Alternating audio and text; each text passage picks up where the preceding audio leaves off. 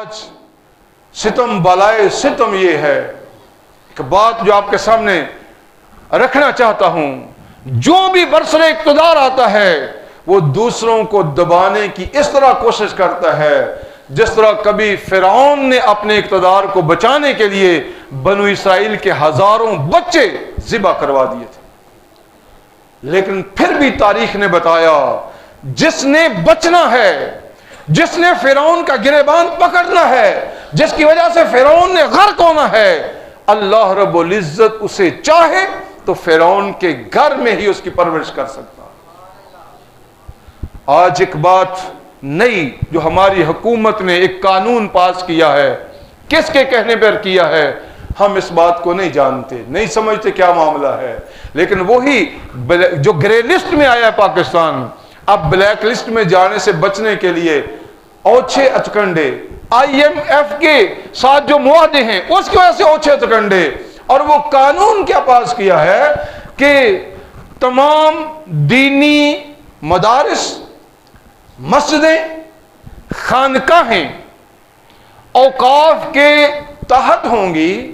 اور قانون کی اگلی شق یہ ہے کہ صرف اس کے ماتحت نہیں ہوں گی بلکہ گریڈ 19ویں گریڈ کا جو افسر ہے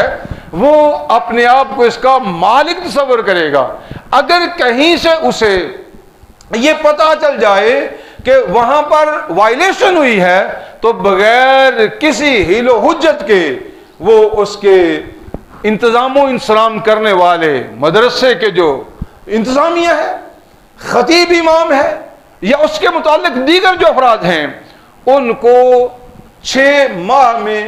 ماہ کی قید دے سکتا ہے، اور اس کے بعد اگر وہ سمجھے کہ وائلیشن واقعی ہوئی ہے تو پھر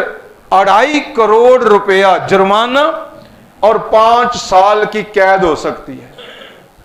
اس کے بعد اگر وہ چاہے تو اس درسگاہ کو، اس درگاہ کو بیچ بھی سکتا ہے کہ اس کی ضرورت حکومت کو ہے، لہذا یہ بیچ کر حکومت کے سپرد کر دیا جائے۔ جیسے کبھی کچھ اداروں کو نیشنلائز کیا گیا اور آج جان چھڑانے کے لیے ڈی نیشنلائز کیا جا رہا ہے، اب بیچ کر اپنی ضروریات کو پورا کیا جا رہا ہے، ایسے ہی یہ اوچھے اچکنڈے حکومت کرنا چاہتی ہے۔ پہلے ہی دنیا میں آپ نظر دوڑا کے دیکھ لیں، ہم دین سے کوسوں دور ہو چکے ہیں، اس میں کسی قسم کا کوئی لگی چھپی بات ہی نہیں ہے، دین سے بہت دور ہو چکے ہیں۔ لیکن اب باقاعدہ طور پر حکومت یہ چاہتی ہے کہ لوگ جو یہاں پر خدمت کر رہے ہیں ان کے اوپر ایسا شبخون مارا جائے کہ وہ خدمت سے بھاگ جائیں۔ پھر جو آدمی ڈونیشن دے گا اس سے پوچھا جائے گا تیرے یہ پیسے کہاں سے آئے ہیں، اتنے پیسے تو نے ڈونیٹ کیوں کیے ہیں، یہ اس سے پوچھ گچھ کی جائے گی۔ اس طرح کی دیگر بھی کچھ پابندیاں ایسی ہیں جس بنا پر دینی اداروں کو بند کرنے، مسجدوں کو بند کرنے، خانقاہوں کو بند کرنے کا باقاعدہ منصوبہ بنایا گیا ہے، اور بہانہ کیا بنایا ہے، اگر ہم یہ نہ کریں تو ہم گرے لسٹ سے باہر نہیں آ سکتے، ہم بچ نہیں سکتے ہیں۔ اور اہل نظر یہ بتاتے ہیں کہ جس تنظیم کے تحت یہ پابندیاں لگائی جا رہی ہیں اس تنظیم میں بھارت، وہ تو ہر صورت چاہتے ہیں اور یہ سمجھتے ہیں کہ ہر بندہ لبرل ہو جائے اور اسے سوائے دنیا کی زندگی کے اور کوئی فکر باقی نہ رہ جائے۔ اور اگر یہ سلسلہ اسی طرح قائم اور دائم رہا، حکومت اپنے اس غلط اقدام میں کامیاب ہو جاتی ہے، تو پھر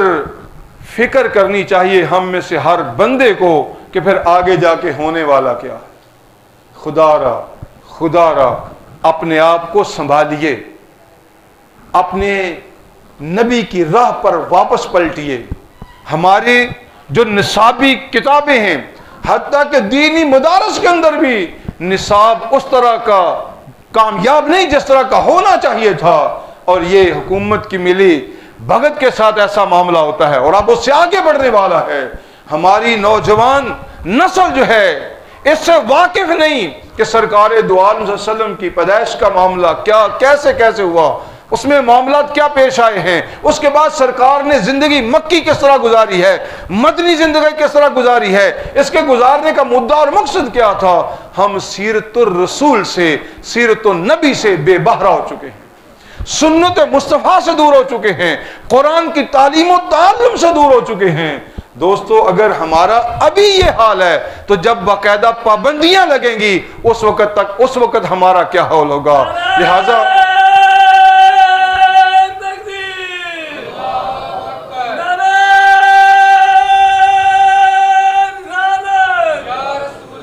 صلی اللہ علیہ وسلم نے فرمایا ہے دنیا میں جہاں جہاں بھی کوئی شخص ظلمن قتل ہوگا تو اس کے قاتل کو جو اس کا گناہ پہنچے گا اتنا ہی گناہ ابن آدم قابیل کو پہنچے گا جس نے سب سے پہلے ناحق قتل کیا تھا۔ اگر آپ لوگوں نے دین کے ساتھ یہ رویہ اختیار کیا تو جہاں جہاں پر دینی معاملات کو ڈیگریڈ کیا جائے گا، یاد رکھیے وہاں پر جتنا ان کا جرم ہوگا وہاں پر تمہارے اس آغاز کرنے کا جرم ہوگا۔ ہوش کے ناخن لو، دین کے مددگار بنو، دین کے معاون بنو، نہ کہ دین کو دبانے والے بنو۔ وما علیہ الا البلاغ۔ صلی اللہ علیہ وسلم نے فرمایا ہے دنیا میں جہاں جہاں بھی کوئی شخص ظلمن قتل ہوگا تو اس کے قاتل کو جو اس کا گناہ پہنچے گا اتنا ہی گناہ ابن آدم قابیل کو پہنچے گا جس نے سب سے پہلے ناحق قتل کیا تھا۔ اگر آپ لوگوں نے دین کے ساتھ یہ رویہ اختیار کیا تو جہاں جہاں پر دینی معاملات کو ڈیگریڈ کیا جائے گا، یاد رکھیے وہاں پر جتنا ان کا جرم ہوگا وہاں پر تمہارے اس آغاز کرنے کا جرم ہوگا۔ ہوش کے ناخن لو، دین کے مددگار بنو، دین کے معاون بنو، نہ کہ دین کو دبانے والے بنو۔ وما علیہ الا